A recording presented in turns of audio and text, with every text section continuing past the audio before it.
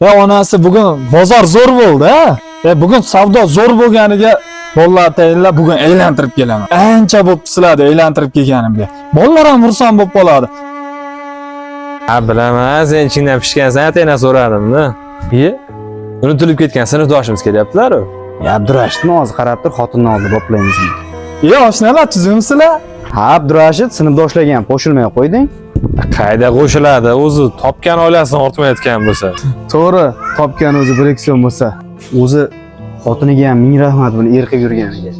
Kelin, sizga ham hayronman-da. Shu eringiz bilan teppa-teng ishlaysiz, teppa-teng mehnat qilasiz. Nima ro'shnolik ko'rdingiz? Shunga ham gapirasanmi? Sen bilan biz xotinlarimiz uyda o'tiradi. Chunki biz erkakmiz. Ko'chada pul topib kelamiz. Bo'pti, qo'yaveringlar, bu ham erkak bo'lib qolar. Buni erkak bo'lishga ishonmayman-da men. Dadasi qo'ying. Dadasi to'xtang-da. Bilaman, hozir nafsoniyatingizga tegadigan juda og'ir gaplar bo'ldi. Dadasi o'ylamang. Bularni gapini eshitib, sizga bo'lgan ishonchim hech ham yo'qolgan yo'q. Siz bilan biz kechasi bilan mehnat qilib, bozorga chiqib somsa sotganimiz bilan oilamiz tinch-ku. Farzandlarimiz sog'lom, xursand. Axir shu-ku bizni boyligimiz, baxtimiz. Bizga ham Alloh berib qolar, dadasi. Qo'ying, shularni gapiga siqilasizmi? Shular sizga do'st bo'lsa shunday dermidi?